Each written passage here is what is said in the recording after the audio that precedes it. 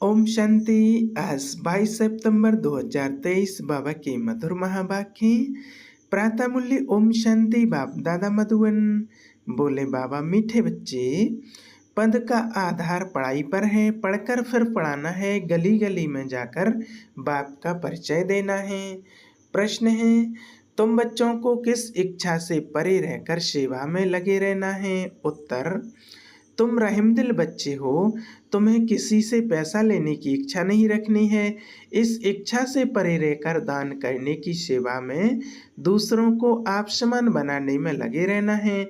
बुद्धि में रहे, जिसकी तकदीर में होगा वह बीज अवश्य बोएंगे। अगर कोई वाचा या कर्मणा सेवा नहीं कर सकते हैं तो धन से भी सहयोगी बनते हैं। गरीब बच्चे तो चावल मुट्ठी देकर महल ले लेते हैं। गीत प्रीतम आन मिलो। ओम शांति। प्रीतमाओं के लिए एक ही पुकार काफी है।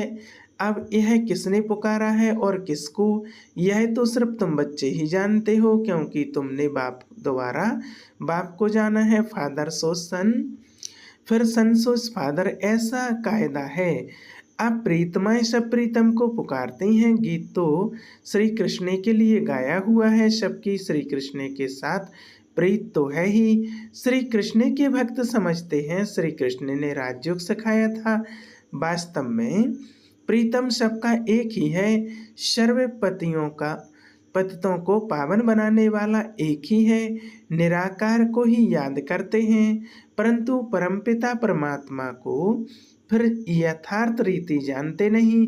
निराकार का यथार्थ अर्थ क्या है सो जानते नहीं। बाप ने समझाया है, वास्तव में एक ही राम है। हे प्रभु, हे ईश्वर, ओ गॉड। एक को पुकारते हैं, कोई जिस्मानी मनुष्य या देवता को नहीं पुकारते। बुद्धि निराकार तरफ चली जाती है। गॉड फादर सभी का एक ही है। समझते भी हैं हम ब्रदर्स हैं, परंतु आत्माओं के रूप में हैं। यूं तो हर एक अपने अपने धर्म का है। अपने धर्म के भाई बहन भी लड़ते रहते हैं। जब सभी दुखी होते हैं तो बाप कहते हैं मुझे याद करो, क्योंकि सर्व का पतित पावन मैं ही हूँ। प्रीतम तो सब प्रीतमाओं का एक ही है। सजनी साजन को याद करती है, प्रीतमाएं याद करती हैं। प्रीतम आन मिलो, आत्मा याद कर रही है। जिया बुलाए, बुलाने वाली तो आत्मा है ना, शरीर तो है नहीं। जीव आत्मा से बात करती है। दुनिया में मनुष्य तो देह अभिमान होने कारण अपने को शरीर समझते हैं। तुम बच्चों को यह पक्का पक्का समझना है कि जीव की आत्मा बुलाती है, आत्मा प्यार करती है।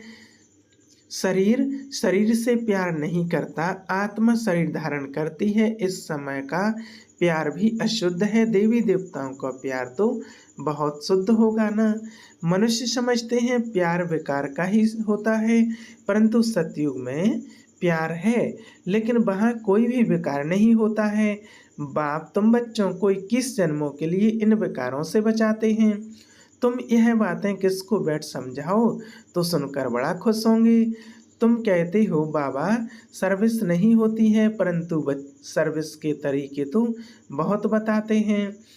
अभी दशहरा आता है, देवियों की पूजा भी सब जगह होती है, तो वहाँ भी जाकर समझाना चाहिए, बाप की पहचान देनी चाहिए। वह है परमपिता परमात्मा निराकार बाप। हम आत्माएं भी मूल वतन में रहती हैं। वतन घर को भी कहा जाता है।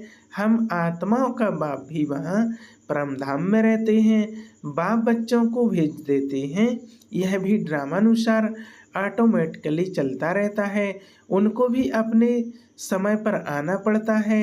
एक बाप है, बाकी सब है आत्माएं। यह है मनुष्य सृष्टि।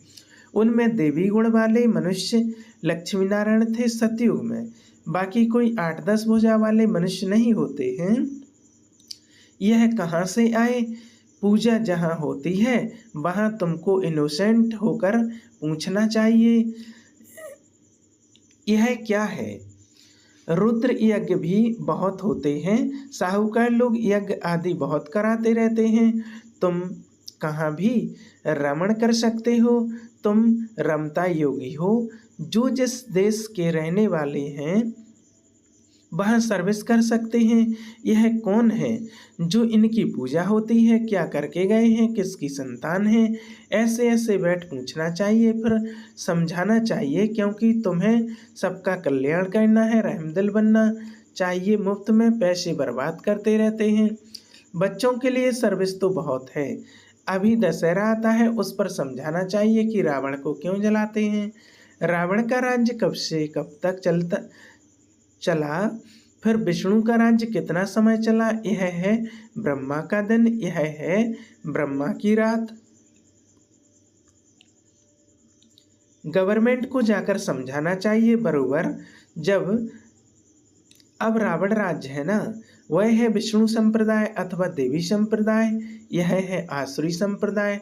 बड़ों बड़ों को जाकर समझाना चाहिए, चित्र में ले जाना चाहिए, कोशिश करनी चाहिए ऐसा रावण मारें जो नाम वाला हो जाए, ऐसा बाण मारें जो नाम वाला हो जाए। बनारस में बहुत बड़े बड़े टाइटल्स मिलते हैं, सरस्वती आदि हैं। अब सरस्वती तो है जगत अम्बा, भारतवासी सब जगत अम्बा को मानेंगे। जगत को रचने वाली तो जरूर पिता भी होगा, जगत पिता ब्रह्मा और जगत अम्बा सरस्वती कहते हैं। सरस्वती भी ब्रह्मा की बच्ची, ब्रह्मा की मुख वंशावली है। ब्रह्मा को फिर रचने वाला कौन गाया जाता है, शिव परमात्माय नमः। वह हो गए देवताय नमः, तो देवताओं का रचयिता यह वह शिव परमात्मा हो गया, उनसे वर्षा मिलना होगा। तो तुम बच्चों को समझाने निकलना पड़े ना। जो अच्छे समझदार हैं उन्हें सर्विस करनी चाहिए। बाप तो गली गली में नहीं जाएंगे, यह बच्चों का काम है, सर्विस नहीं करते हैं तो समझेंगे सर्विसफुल नहीं है, तो पद भी ऐसा ही पाएंगे। भले बच्चे तो बने हैं परंतु पढ़ाई पर सारा मदार है। जो जास्ती पढ़ेंगे वह ऊंच पद पाएंगे, पढ़े हुए के आगे अनपढ़ भारी ढोएंगे। पुरुषार्थ ऊंच पद पाने का करना चाहिए, यह शिव बाबा सम्मुख समझा रहे हैं। बाहर वाले बच्चे भी समझेंगे। शिव बाबा मधुबन में मुरली चलाते होंगे, मुरली नहीं आती है तो बच्चे हैरान हो जाते हैं, सोचते हैं शिव बाबा की मुरली क्यों नहीं आई, क्योंकि शिव बाबा की मुरली से ही हमारा जन्म हीरे जैसा बनना है। मुरली तो रोज सुनना चाहिए। 7 रोज की मुरली भी अगर किसके पास जाए वह बैठ पढ़े तो कितनी खुशी मिल जाए। पढ़ना जरूर चाहिए, कोई भी लूला लंगड़ा गूंगा भी यह पढ़ सकते हैं। कैसे भी बुखार में बीमार में भी मुरली जरूर पढ़नी चाहिए। तुम सिर्फ बोलो, तुमको 2 बाप हैं, तो जिससे वर्षा लेना होगा वह उसी समय इन 2 अक्षरों से भी समझ जाएंगे। यह नॉलेज ही ऐसी सहज है। बाप को याद करने से सारा चक्र बुद्धि में आ जाता है। जितना बुद्धि में चक्र फराएंगे तो चक्रवर्ती बनेंगे। बाप कहते हैं जो मेरे भक्त हैं अथवा लक्ष्मी नारायण आदि को मानने वाले हैं उनको समझाओ, तुम ही देवी देवता थे, 84 का चक्र लगाया, अब फिर देवता बनो। अब बाबा भी लक्ष्मी नारायण का भक्त था ना, पुजारी से फिर पूज्य बनते हैं। लक्ष्मी नारायण पूज्य हैं, पूज्य है ना लक्ष्मी। तुम लक्ष्मी नारायण के मंदिर में जाएंगे, कहेंगे कल इनकी पूजा करते थे, आज हम वह बन रहे हैं। समझाना तो बड़ा सहज है। तुम बच्चों को रहमदिल बनना है। जिसको सर्विस का शौक होगा वह सिखलाने वाली ब्राह्मणी का साथ पकड़ेंगे। हमको बैठ समझाओ, तुम खाते हो शिव बाबा के भंडारे से तो शिव बाबा की सर्विस करनी पड़े ना। सभी शिव बाबा की भंडारी में डालते हैं, समझते हैं हम शिव बाबा की भंडारी से खाते हैं, तो मनसा वाचा कर्मणा सर्विस करनी चाहिए। यहाँ तुमको कितना मज़ा आता है, वह मज़ा घर में आ ना सके। मनसा सर्विस भी करनी है, याद करना है, पवित्र बनना है, शंख ध्वनि भी करनी है। कर्मणा कोई भी यज्ञ सर्विस करनी है। शुरू में मम्मा बाबा भी बर्तन मांजते थे, गोबर के छेड़े कंडे बनाते थे, देह अभिमान तोड़ने के लिए सब करते थे, अभी फिर बहुतों में दिन प्रतिदिन देह अभिमान बढ़ता जाता है। यज्ञ का खाते हैं तो सर्विस भी करनी चाहिए। बाप को याद करने से वे कर्म विनाश होंगे। सर्वव्यापी कहने से वे कर्म विनाश कैसे होंगे? सर्वव्यापी कहने से तो बुद्धि का योग लग नहीं सकता। तो यह सेवा सबकी करनी है, दान देना है, वह सेवा नहीं तो स्थूल सेवा करो, वह भी नहीं कर सकते हो तो धन की सेवा करो, तो वह भी सर्विस हो जाएगी। बीज बोया जाता है तो उनका फल निकलता है। यहाँ चावल चपटी देने से महल मिल जाते हैं। किसको भी कहना नहीं है कि बीज बो, तकदीर में नहीं होगा तो कभी बुद्धि में आएगा ही नहीं। साहूकार लोग होते हैं तो 5 लाख का भी इंश्योरेंस करते हैं, गरीब होगा तो 500 का इंश्योरेंस करेगा। यहाँ फिर गरीब सबसे जास्ती इंश्योर करते हैं।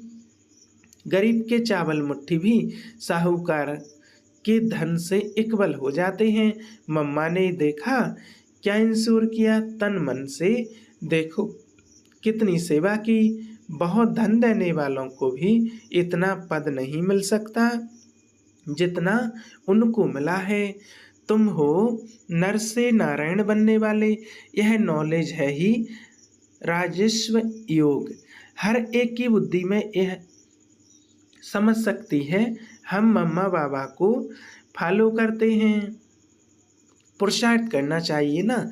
यह ज्ञान सागर तो गलियों में नहीं जाएगा ना बाबा पब्लिक में भाषण कर सकते हैं। बाप कहते हैं मैं तो बच्चों के सामने बैठ भाषण करूँगा, मैं सबका बाप हूँ, तुम माताएं कुमारियाँ हो, तुमको जाकर भाषण करना है, फिर भी तुम बीके हो। अभी जगदम्बा पर कितना बड़ा मेला लगता है, कुछ तो सर्विस करके गई है ना, तुम बतला सकते हो, वहाँ बहुत सर्विस कर सकते हो। सर्विसेबल बच्चे आपे ही सर्विस करते रहेंगे, जो आपे ही करें सो देवता बहुत। सुबह को जाओ रात को लौट आओ, सर्विस करने की हिम्मत चाहिए। बहुत अच्छे अच्छे बच्चे हैं परंतु कोई ना कोई बंधन में है। रुद्र ज्ञान यज्ञ में अबलाओं पर अनेक प्रकार के विघ्न पड़ते हैं, प्रैक्टिकल में देख रहे हो।